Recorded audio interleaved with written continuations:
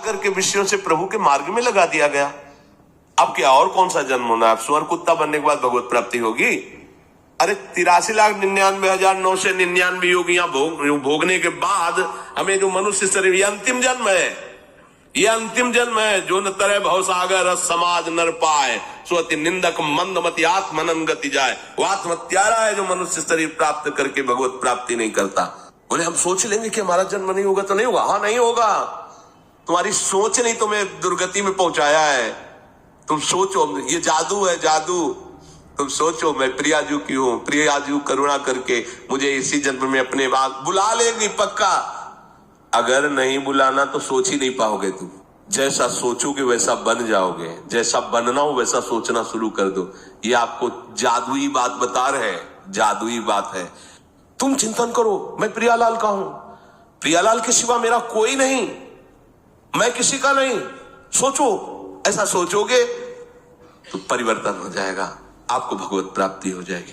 केवल सोचने से, तुम्हारी दुर्गति भी केवल सोचने से हुई है और सदगति भी सोचने से होगी। अपनी सोच को बदल दो, अपने चिंतन को बदल दो, उसके हिसाब से हमारी भगवत प्राप्ति में कोई फर्क पड़ने वाला नहीं।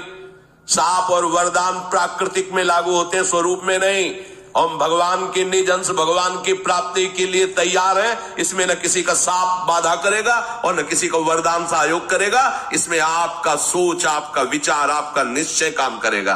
अगर आपकी जिह्वा से राधा राधा राधा राधा राधा राधा राधा कुछ दुर्लभ, ये उसी की जिह्वा में जाएगा जिस पर लालजू बिल्कुल न्यौछावर हो चुके हैं। ध्यान रखना, ये राधा नाम तुम्हारी जिह्वा पे ऐसे नहीं आया।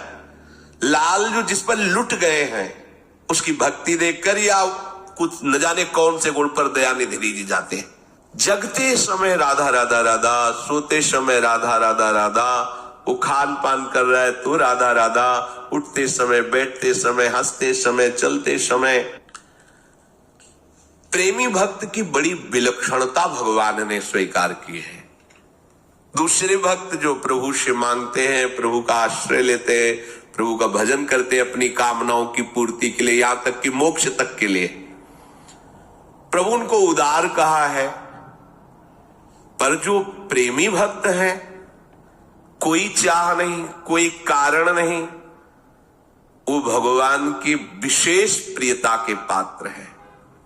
स्वाभाविक प्रियता भगवान की उनमें होती है। प्रेम में प्रेमी अपने आप को अपने प्रीतम पर न्यौछावर कर देता है। ऐसा न्यौछावर कर देता है कि उसको अपनी सत्ता का भी भान नहीं रहता।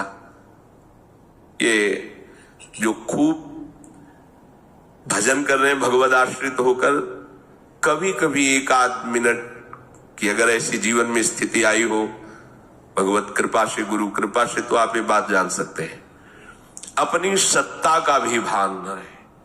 केवल आराध्य देव है, मैं बैठा हूं कि खड़ा हूं, मैं कौन हूं, मैं आराध्य देव का चिंतन कर रहा हूं, ये कोई वृत्ति नहीं रहती।